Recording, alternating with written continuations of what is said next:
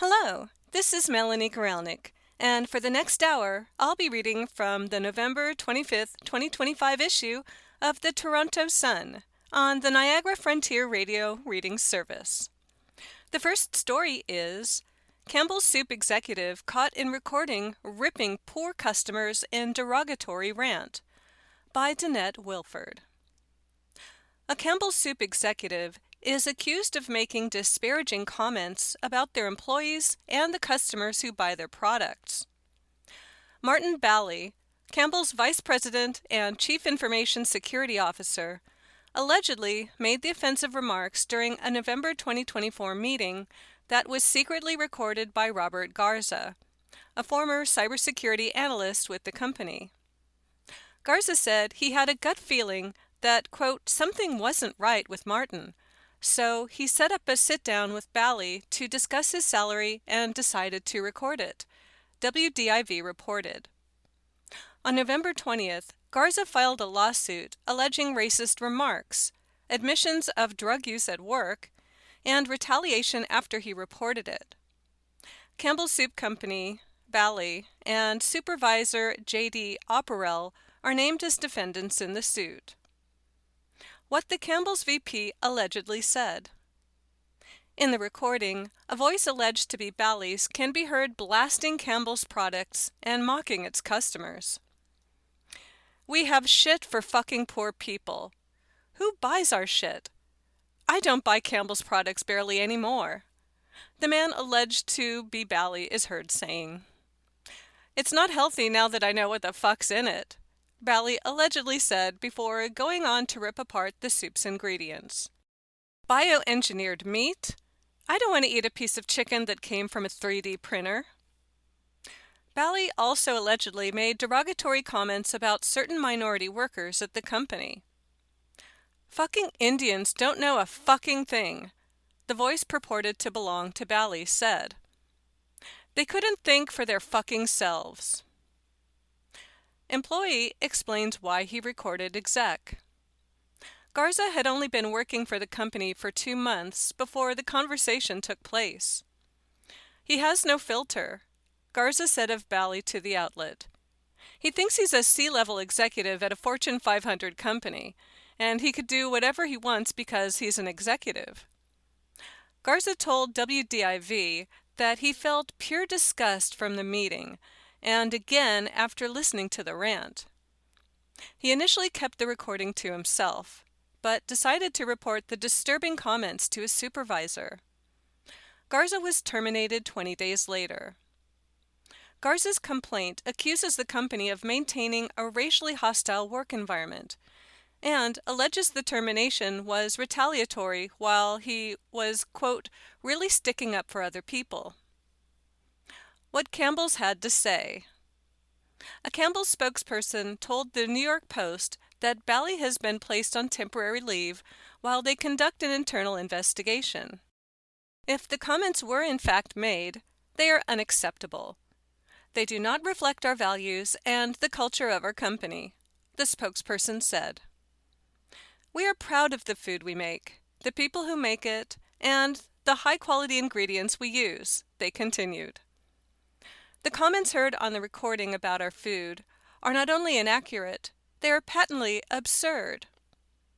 The company added that it was not aware of the recording before Garza's lawsuit was filed.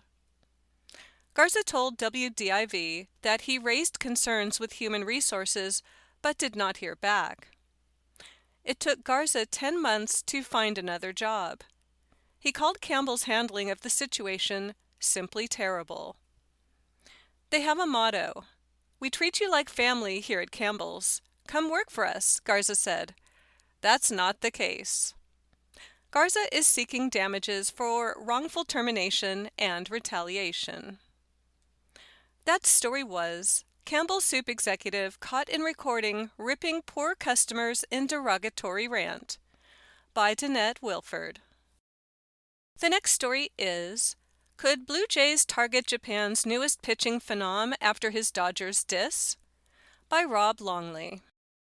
The courtship of big-name Japanese pitchers is an all-too-familiar dance for the Blue Jays, and 28 other Major League Baseball teams, an ultimately futile pursuit over the past 2 winters.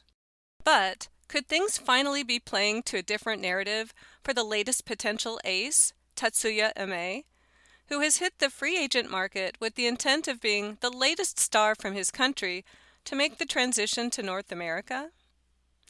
Imai, who starred with the Seibu Lions in his homeland, I hope I said that right, essentially has declared that he has no interest in following in the footsteps of compatriots Shohei Ohtani, Roki Sasaki, and Yoshinobu Yamamoto, and land in Los Angeles with the powerhouse World Series champions. In fact, Imai has gone out of his way to diss the Dodgers in comments he made on the Japanese show Hodo Station. "Of course I'd enjoy playing alongside Ohtani, Yamamoto, and Sasaki," Imai said, as translated by MLB.com. "But winning against a team like that, and becoming a world champion, would be the most valuable thing in my life. If anything, I'd rather take them down." Brash talk for the latest Japanese star, and a mindset that would have been music to the ears of Scott Boras, the super agent who represents Imai and will be shopping him aggressively in the weeks ahead. So, why wouldn't he want to play with established Japanese stars who could help bridge the cultural gap? Imai said he wants to embrace the challenge. "If there were another Japanese player on the same team, I could ask them about anything, right?" Imai told Hodo Station host and former MLB pitcher Daisuke Matsusaka. "But that's actually not what I'm looking for. In a way, I want to experience that sense of survival. When I come face to face with cultural differences, I want to see how I can overcome them on my own. That's part of what I'm excited about." Why Imai? What's to like about the latest potential Japanese sensation? Imai is exiting a terrific season with the Lions that saw him pitch to a shutdown 1.92 ERA over 163.2 innings while striking out 178 hitters. With a fastball that hits the 95-mile-per-hour range, the 27-year-old makes the best of his 5'11", 154-pound build with action that North American scouts believe will play well in MLB. With Boras doing the negotiating, it's expected that Imai, who was posted on November 19, will attract a contract that will top $100 million US, well below the stratosphere of Dodgers aces Yamamoto and Ohtani. Imai has been one of the top starters in the Nippon Professional Baseball League since 2021, making 3 NPB All-Star teams since then. Given the success of Ohtani and World Series MVP Yamamoto, no need to remind Blue Jays fans, Imai undoubtedly will be a hot commodity.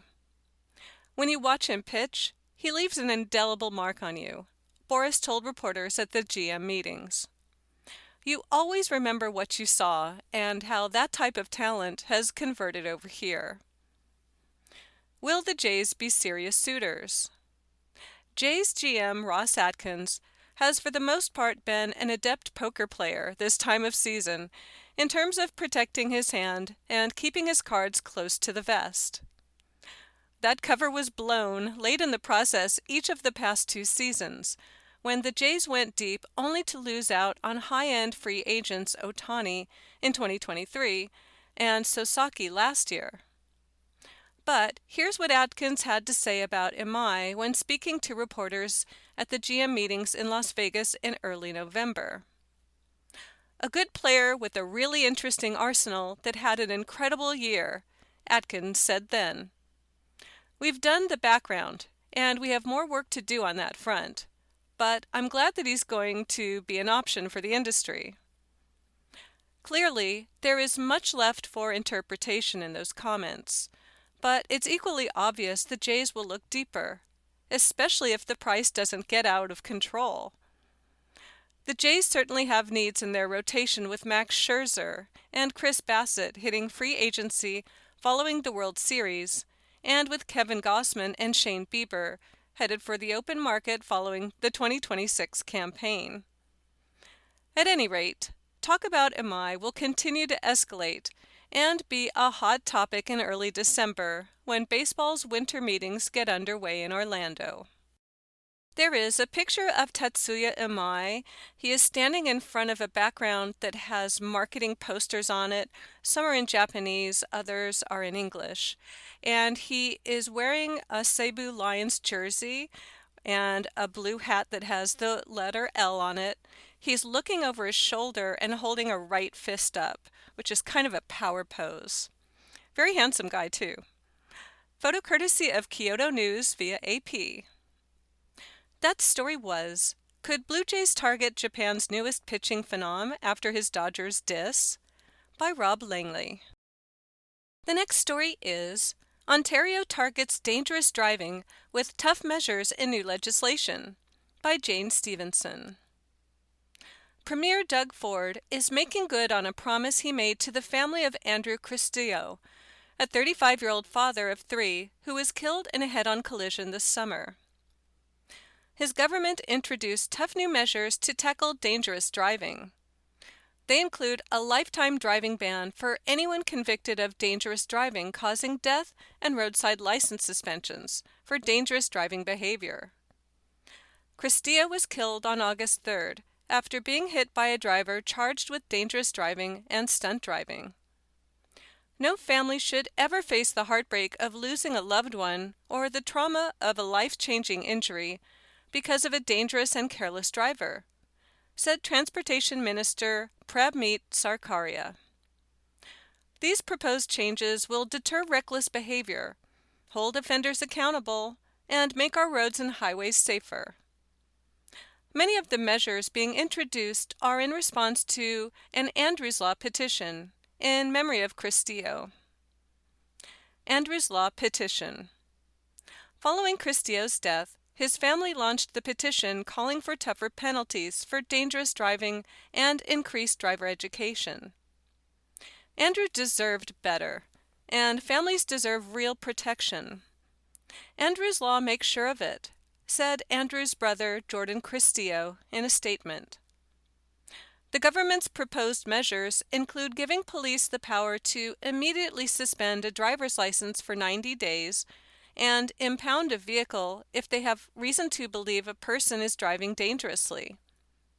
The 18-year-old man charged in Christillo's crash has also been charged after a car hit an OPP vehicle that Ford was traveling in on Highway 401 in January. Ford met with Christillo's family in the summer and pledged to bring forward legislation in response to the family's petition. Roadside license suspensions. For those caught driving with a suspended license, the legislation calls for fines ranging from $2,000 to $10,000 and vehicle impoundment for 14 days for the first offense. Fines and impoundment periods go up for those caught more than once. The new legislation is also proposing a new 7-day roadside license suspension for careless driving and a 30-day suspension for careless driving causing bodily harm or death. Fines would also increase to $1,000 to $5,000, up from $400 to $2,000, upon conviction for careless driving. The government is also exploring measures to support family members of those killed by impaired driving. This includes consulting on measures that would make impaired drivers who caused the death of a parent or guardian responsible for financial support of the victim's children. There is a picture of Andrew Christillo with his family. They appear to be at a restaurant. Andrew is wearing a light blue jacket. He's got a great smile, brown eyes, a mustache and short beard, brown hair. He's got his arm around his wife's back, who is also brunette, long hair, and she's wearing a really great pink suit. And then they've got their arms around their 3 daughters' shoulders. They're darling, these little girls with light brown hair. Photo courtesy of GoFundMe. That story was called Ontario Targets Dangerous Driving with Tough Measures in New Legislation by Jane Stevenson. The next story is Brrr! Polar Vortex to Put the Chill on Much of Canada This Winter by Spiro Popikoski.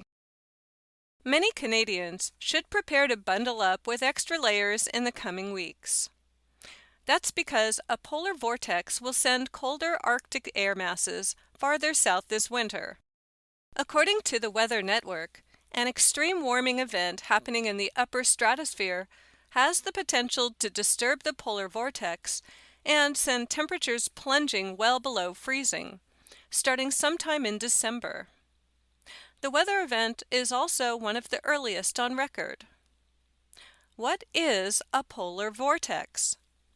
The polar vortex is a large area of low pressure and cold air which hovers thousands of meters over the Earth's north and south poles. The counterclockwise flow of air, which doesn't exist at ground level, is stronger during the winter months but weakens during the summer. When the polar vortex is disrupted in the northern hemisphere, it collapses and sends freezing temperatures with the jet stream farther south over a larger area. This phenomenon, called a sudden stratospheric warming, is not only experienced in North America, but in Europe and Asia as well. The Weather Network says the polar vortex has been disrupted only 3 times in November since it was first documented 70 years ago. During those weather events in Canada, temperatures in December dropped to insanely frigid levels. Despite that, areas in the Arctic could see higher than normal temperatures during these weather patterns, as the colder air is displaced and no extra cooling is created.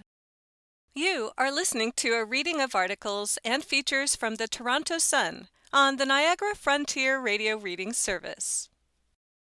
More snow? With colder temperatures comes with a higher chance of snow.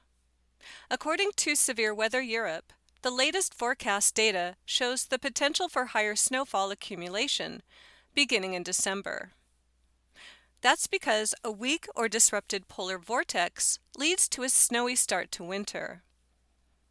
Long-range forecast. At the beginning of December, southern Canada is expected to be colder than usual. By the end of the month, that cold air mass will continue to flow into the northern, central, and eastern United States, ensuring a white Christmas and New Year's holidays. The weather pattern could continue well into January as a high-pressure area over Greenland and the North Pacific will keep temperatures below normal by midwinter.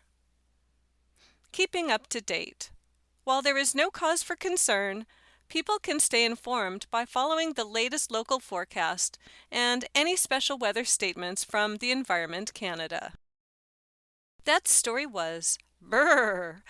Polar Vortex to Put the Chill on Much of Canada This Winter by Spiro Popikoski. The next story is Lily. Melanie Joly eyes Paris ambassador role as Carney plans major cabinet overhaul by Brian Lilly. Speculation out of Ottawa is that Melanie Joly could leave cabinet in a matter of weeks if the right appointment came along. According to multiple sources, Liberal and otherwise, Joly is looking to be appointed Canada's ambassador to France. That job in Paris includes invites to all the best parties and offers wonderful accommodations at the historic Hôtel de Régnier in Paris's prestigious 8th arrondissement. That's situated right near the Élysée Palace, the official residence of the French president. It would be a funny coincidence if Prime Minister Mark Carney shuffled Joly off to Paris to ensure she isn't part of his government anymore, since the job is currently held by Stéphane Dion. In 2017, Justin Trudeau sent Dion packing to Europe to get him out of his cabinet, appointing him ambassador to Germany at first and then France in 2022. Joly is currently serving as industry minister and has received mixed reviews, though news of her potential departure has been welcomed by several Liberals contacted about this story. A wave of departures among senior Liberals.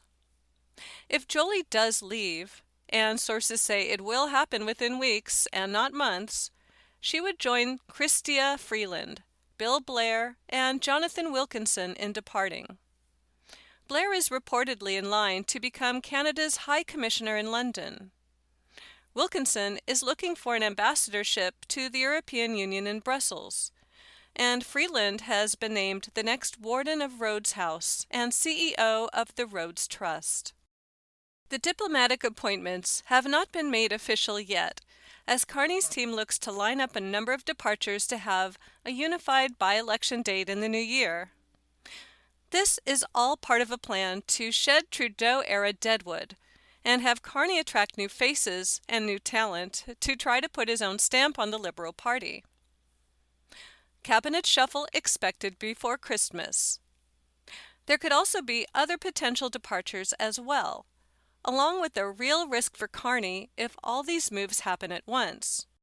There is continued speculation over a cabinet shuffle in coming weeks, one potential timeline being the week of December 15, the week after the House rises for the Christmas break.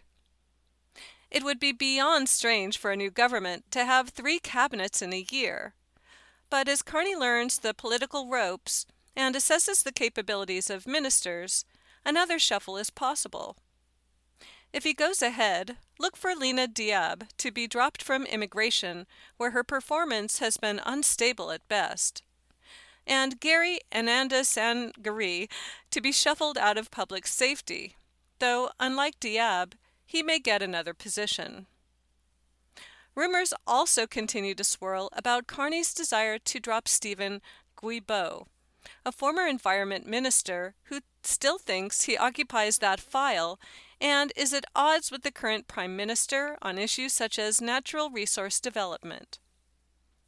Liberal risks and opportunities in early 2025. Holding by-elections for 4 or more ridings at once early in the new year could be a risk, but given that the NDP is leaderless and in disarray, and that the Conservative Party is focused on the leadership review of Pierre Poilievre, it could work out well for the Liberals. When he won the leadership of the Liberal Party in March, Mark Carney had clearly inherited a party pieced together by Justin Trudeau. As he plans for the next general election, perhaps as soon as next spring, Carney wants to ensure the party resembles his vision and not Trudeau's. Perhaps he saw that he dropped Trudeau's feminist foreign policy term over the weekend. Carney needs new talent for high-profile ridings. The difficulty for Carney is that he needs and will want to attract top talent to run in these high-profile ridings in Toronto, Vancouver, and Montreal. He still only has a minority government, which means a lack of stability and job security for those he is trying to recruit. Still, expect big changes for the Liberals in the coming weeks, and a new face on the party by next spring, just in time for that early election. That story was Lily. Melanie Joly eyes Paris ambassador role as Carney plans major cabinet overhaul, by Brian Lilly. The next story is Hurry and Love Hard. Nova Scotia curling legend Colleen Jones dies at 65, by Glenn MacDonald. Colleen Jones, the greatest curler Nova Scotia has ever produced, died Tuesday after a long battle with cancer. She was 65. Jones' son, Luke Saunders, announced his mother's passing on her X feed. Mom had been fighting and trying to beat back cancer over the last 3 years or so, Saunders wrote. Late this morning, while looking out at the ocean from her favorite spot in Mater's Cove, with my dad, brothers, and myself beside her, Mom passed away. Please think of your favorite Colleen Jones moment. Cherish it. Hurry and love hard. During her illustrious curling career, Jones won 6 national titles and 2 world championships. She was also a 2-time Canadian mixed champion and a world senior title holder. Jones was inducted into Canada's Sport Hall of Fame in 2016, and 6 years later was appointed to the Order of Canada. In June, Jones was among 2 athletes, 2 teams, and 2 builders named as the 2025 inductee class into the Nova Scotia Sport Hall of Fame. Jones attended the news conference in a wheelchair pushed by Luke, a mere 24 hours after she underwent hip replacement surgery. She said in an interview on June 11 that she wouldn't miss hearing her name called to the hall. Our mantra in curling was, "Let's strive to be great today," Jones said in an interview that day. Let's be great on the ice today. Let's not worry about tomorrow's game. Let's not worry about the game we played yesterday that wasn't so good. Let's focus on this moment. She added that the call to the hall in her home province is the icing on the cake. Jones made 21 appearances at the Scotties Tournament of Hearts National Championships and played more Scotties games than any curler in Canadian history. She was also the youngest skip ever to win a Canadian women's title in 1982. She spent nearly 40 years with CBC News as a reporter and host before retiring from broadcasting in 2023. Jones is survived by her husband, Scott Saunders, sons Zach and Luke, and 1 grandson. That story was Hurry and Love Hard. Nova Scotia curling legend Colleen Jones dies at 65, by Glenn MacDonald. The next story is Shot Man Brought to North York Hospital Dies. Man Shot in Entertainment District, by Cynthia McLeod. A man is dead after a shooting Tuesday morning in North York. Toronto police in 31 Division say a man was brought to a hospital suffering from gunshot wounds around 5:25 a.m. He died in hospital. The homicide unit is investigating. There was no immediate word on the victim's age, where the shooting occurred, or any suspects. Man shot in Toronto Entertainment District.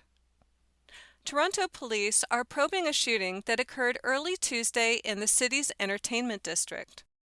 Officers were called to the south side of King Street West, west of Spadina Avenue, around 4:45 a.m., and found a man in his 20s outside with gunshot wounds.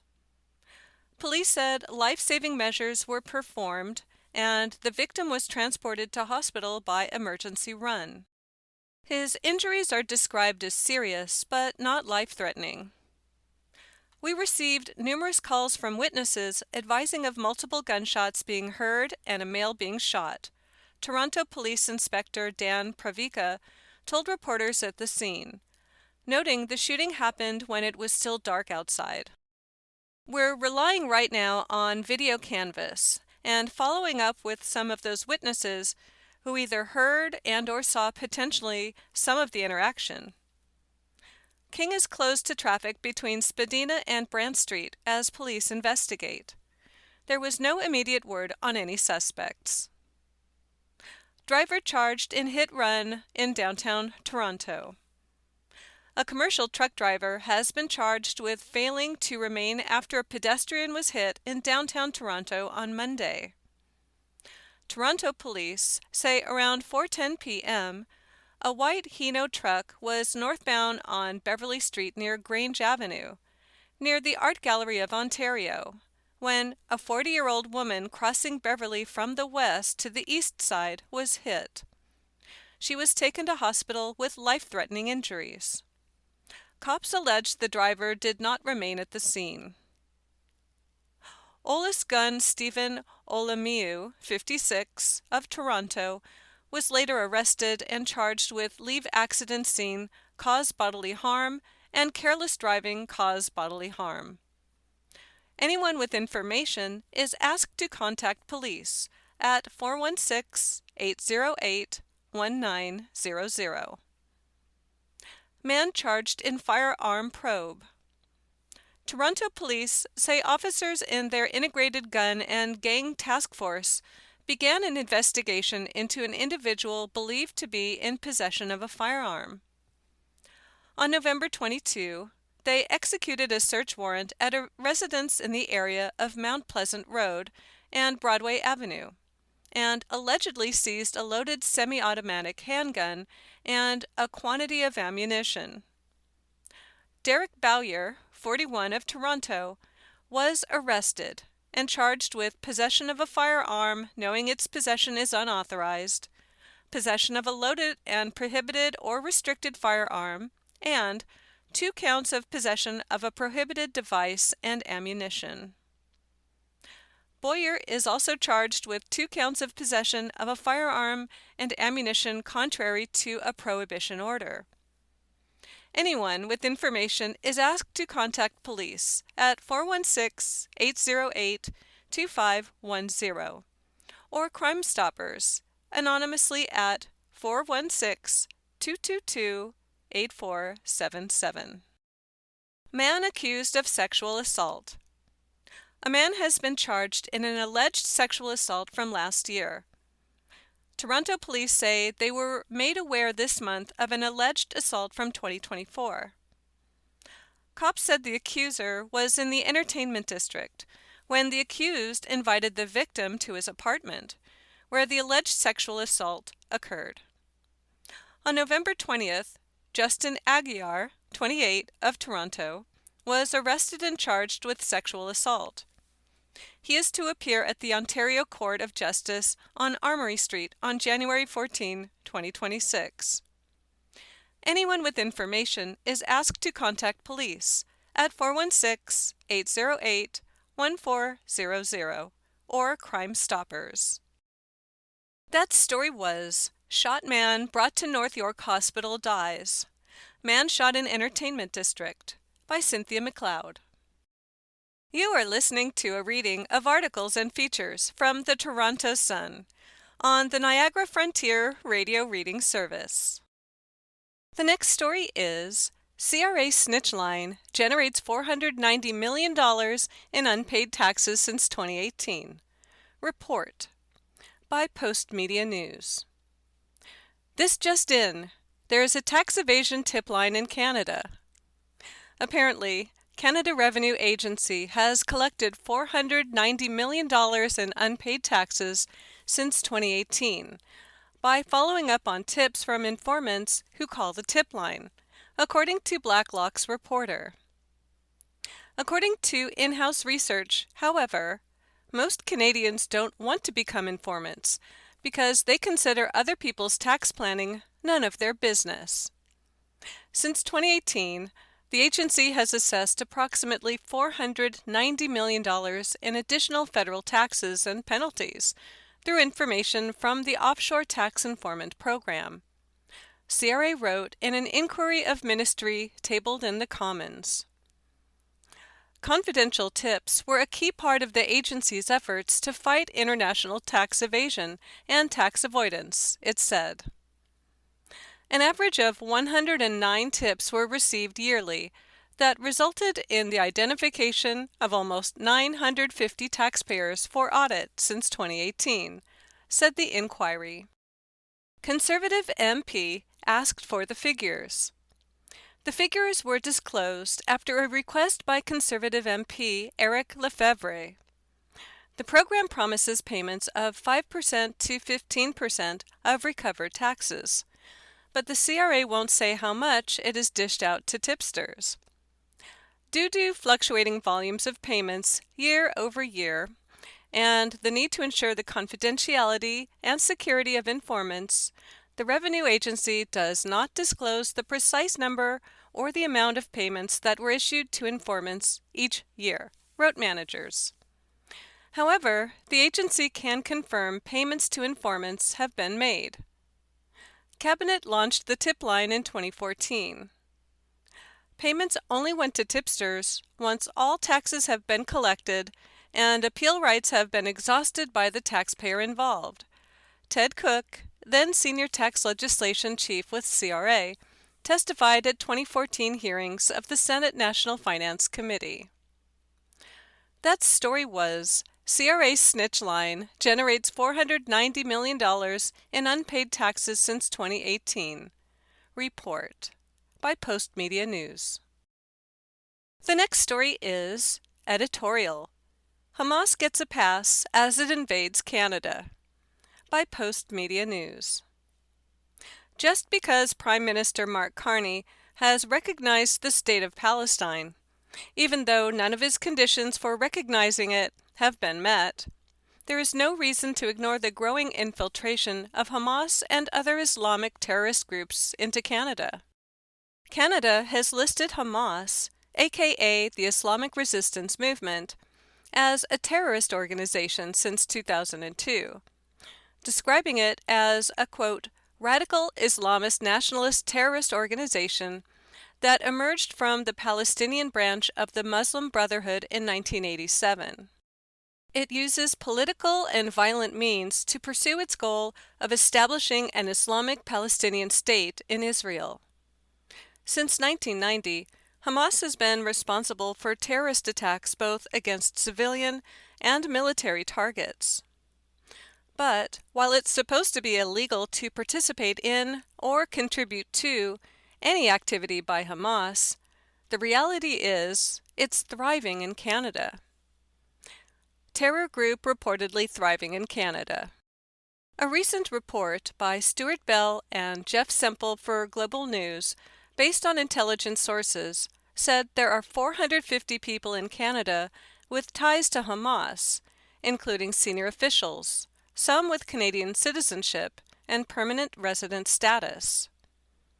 While President Donald Trump is moving to ban chapters of the Muslim Brotherhood in the U.S., Canada has ignored taking similar action here, even though the Palestinian branch of the Muslim Brotherhood was the forerunner of Hamas. This, despite warnings from former federal Liberal Justice Minister Irwin Cotler, who describes the Brotherhood as, quote, a standing threat to Canadian national security, to Canadian values, and to our own shared identity and commitment. No greater threat to national security. As reported by the Toronto Sun's Brian Pacifiumi, among those who want Canada to outlaw the Muslim Brotherhood is Imam Mohammed Tawhidi, head of the Global Imams Council. Let me be unequivocal, Tawhidi said at a national conference on peace and security in Ottawa last week. There is no threat greater to national security today than the Muslim Brotherhood, in its reach, in its ideological influence, in its ability to infiltrate, manipulate, and mobilize.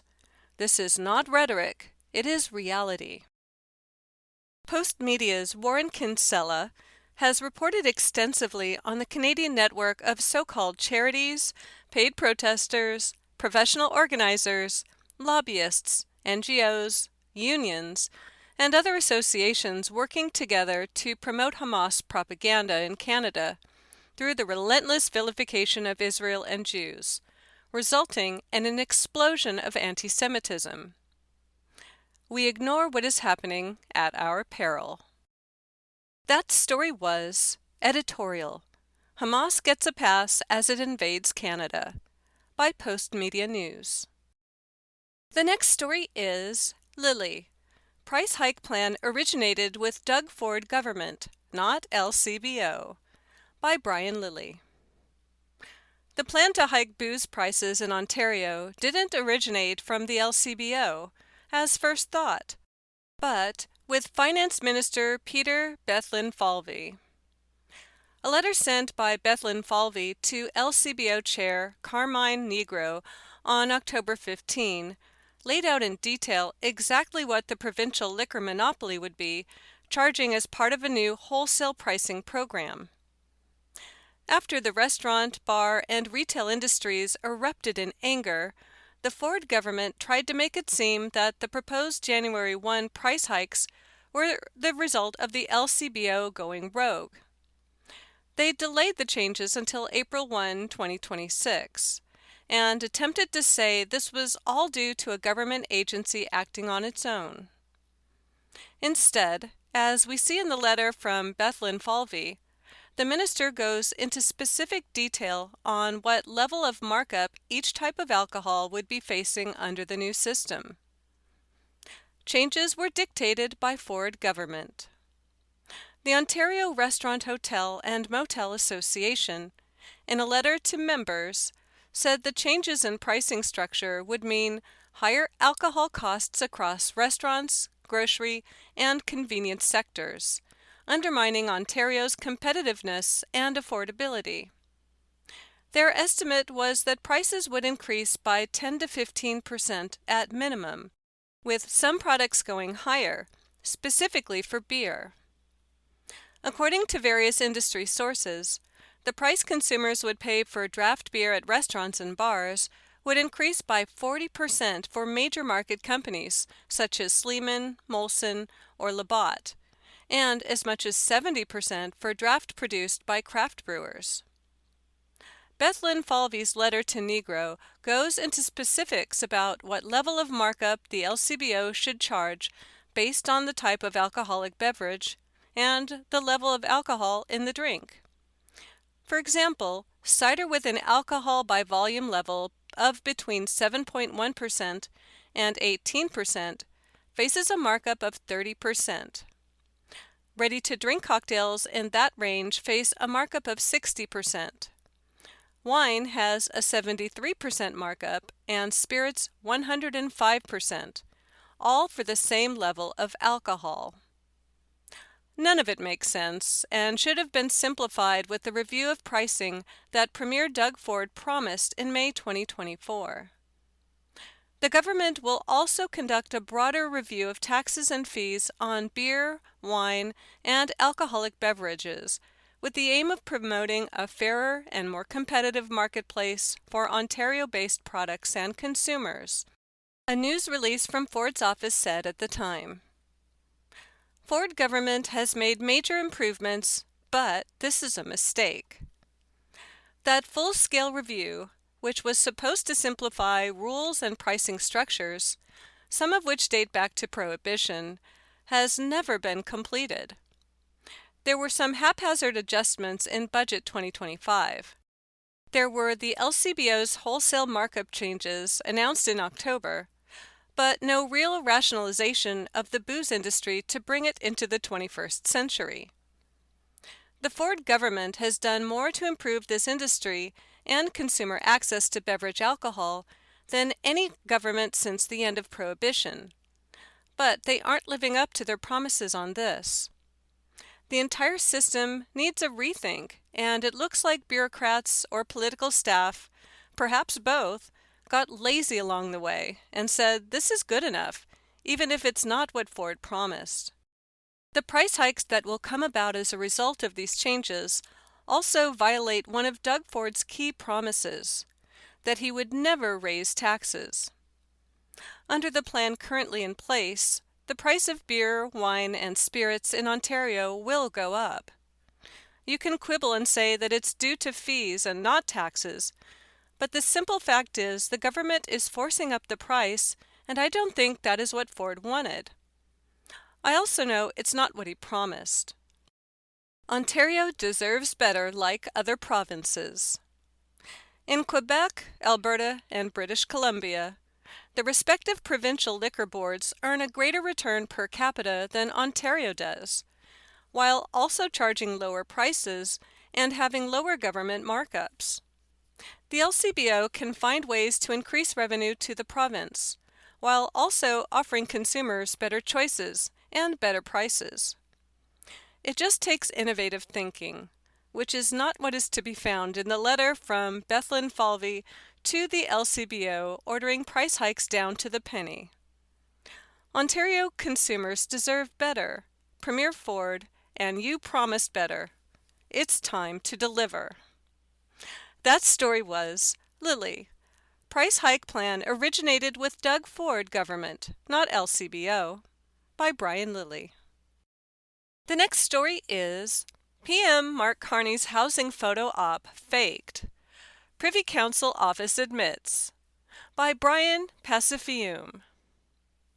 Ottawa. It was all for show. Newly released documents confirm the construction site used as a venue for Prime Minister Mark Carney's September 14 press conference announcing a new federal housing agency was nothing more than an elaborate and costly stage for the cameras. In response to an order paper question filed by Conservative MP Arnold Viersen that asked, who made the decision to temporarily erect unfinished prop houses for the announcement, the Privy Council office admitted it was all for show, describing it as a demonstration by Ottawa-based modular home builder Cavan Homes. Homes bound for the Arctic and Ottawa. The homes have since been disassembled, and the Nunavut home is now on its way to Canada's Arctic for occupancy by family in need, read the PCO's reply. Similarly, the stacked townhomes are being assembled for a project in eastern Ottawa. The PCO also says the lot, owned by the federal government, was an example of federal land that can be utilized for a housing project. None of that, however, was mentioned by either Carney or Housing Minister Gregor Robertson during the announcement meant to launch Build Canada Homes, or BCH. You are listening to a reading of articles and features from the Toronto Sun on the Niagara Frontier Radio Reading Service. None of that, however, was mentioned by either Carney or Housing Minister Gregor Robertson during the announcement meant to launch Build Canada Homes, or BCH, the new federal housing agency headed by former Toronto councillor Anna Baleo. The two sets of homes behind me were manufactured in 2 days and assembled on-site in 1 week, Carney said during the announcement from what was, and still remains, a vacant gravel lot on Merivale and Colonnade Roads in Nepean. We held back the workers from finishing it so we could see how things fit together, how the computer design fits together and tailors the structure. Pointing out one of the units still on a flatbed trailer, Carney said it was being shipped to Nunavut. However, he spent the press conference implying the freshly graded lot, absent of buried utilities or roughed-in roads typical of a conventional construction site, would eventually become a new neighborhood. PM accused of creating Potemkin Village. When the Toronto Sun revisited the site a few days later, the housing units were gone, replaced by an excavator and bulldozer grading the lot with gravel. This prompted widespread criticism, with many accusing the government of erecting a Potemkin Village for the benefit of the cameras. While the Department of Housing had no comments to add to the response, they said the stunt cost taxpayers $32,707.23. Fed sought prototype build. Cavan co-founder Frank Cairo told the Toronto Sun the government approached them with plans to demonstrate a prototype build as part of the BCH announcement. The rapid prototype build for this announcement was featuring actual homes, but was never intended to be misunderstood as a housing development site, he said. The Cavan ABIC team prototype builds our homes prior to mass production. This is what occurred on the Merivale site in Ottawa where the announcement took place. He said the homes used on the site were disassembled and repurposed for a separate housing development in eastern Ottawa. There was no added cost in doing this, as it was synergized with our existing process, Cairo said. We are a proud Canadian company and are doing everything in our power to be part of the solution to the current housing crisis. Franco Terrazzano, federal director of the Canadian Taxpayers Federation, criticized the government for being disingenuous about the announcement. Carney billed taxpayers for a very expensive photo op, he said. Carney shouldn't be billing taxpayers tens of thousands of dollars so he can pretend to be Bob the Builder. That story was PM Mark Carney's housing photo op faked, Privy Council Office admits, by Brian Pacifiume. The next story is Dear Abby, son invites his rapist father to wedding, by Jean Phillips. Dear Abby, my child, called, quote, Logan, is the product of a sexual assault. He has located his father and formed a relationship with him. Logan didn't know the circumstances of his conception at the time he contacted his father. He has now been made fully aware by our family as to what occurred. Abby, Logan has invited this person to his wedding. I do not want to attend if his father will be present. Logan has told me that this man will be attending and that the problem is my issue. I love my son, but this is beyond traumatic for me. I want to be there for this special day, but I cannot bring myself to be in the same room with the person who assaulted me. This situation has broken my heart. I feel as though my feelings don't matter to Logan, and that he expects me just to push through this, go to the wedding and deal with it. What are your thoughts? Signed, Worst Case Scenario. Dear Worst Case, your son's insensitivity to your feelings is appalling. That he would demand you ignore the fact that you were a rape victim and spend even a minute in the perpetrator's presence is outrageous. Whatever decision you make to move forward is the right one for you. I am so sorry for your pain, which is palpable. The next letter. Dear Abby, I work with a lady who has drama swirling around her constantly. There's always something wrong with work, her house, her family, herself, her pets, etc. Each problem is worse than the next. At first, I was sympathetic and let her vent. Then I realized this is a daily occurrence, and all this negativity is draining, not only to my patients, but also my mental health. I have tried quickly moving past her work area, but she then follows me to mine. When I tried getting to work before she did, she started coming in earlier. When I tell her I need to complete an assignment, she continues to talk. I'd like to put some distance between us, but she's a nice person, and I hate to say, I really can't listen to you complain every day. Any suggestions? Signed, Running Out of Patience. Dear Running, yes, quit being such a nice person yourself and stop letting this coworker use you as a trouble dump.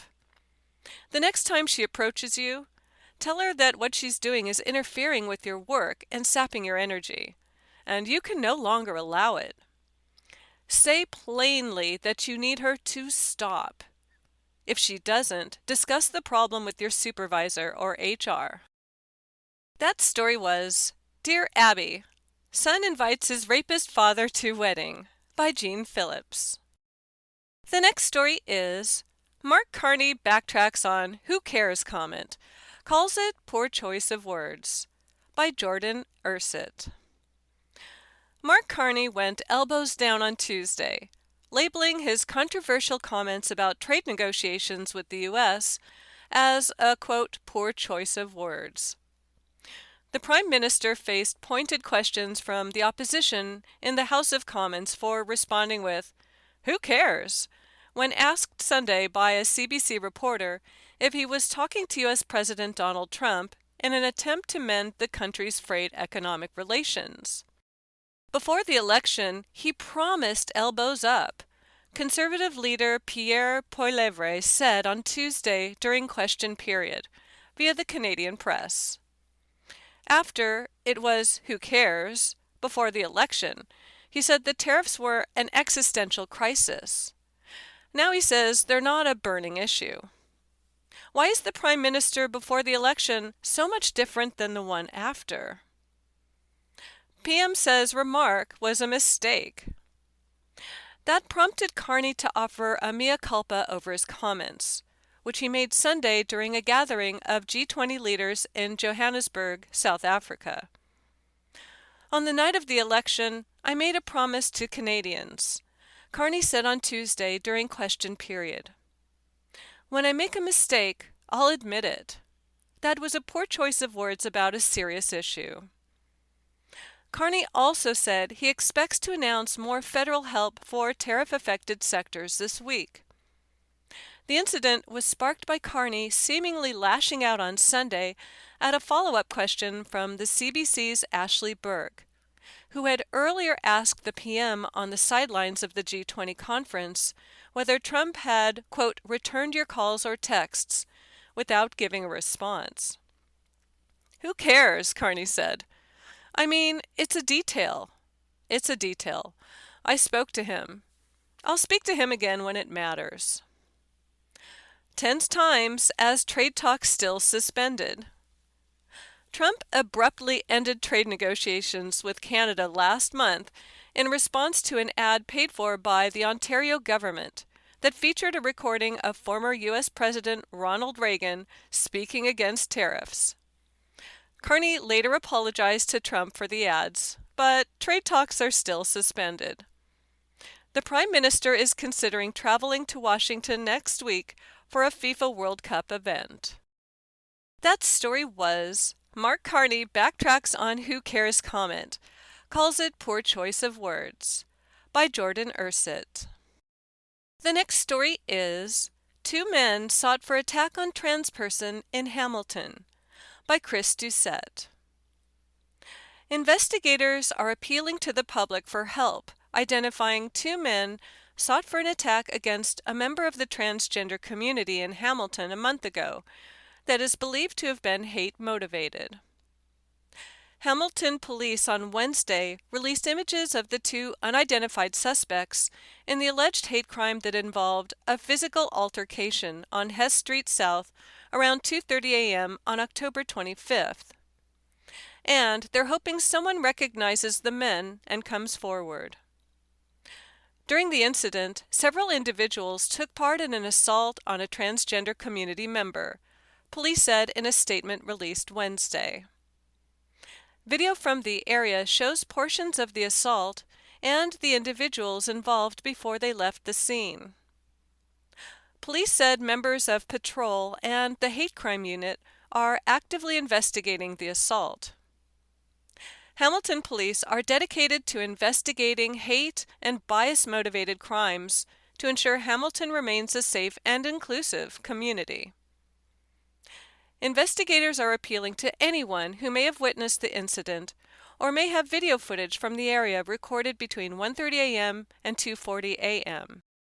Please contact Detective Lindsay Scott at lscott@hamiltonpolice.ca or call 905-546-5678 or call Crime Stoppers anonymously at 1-800-222-8477.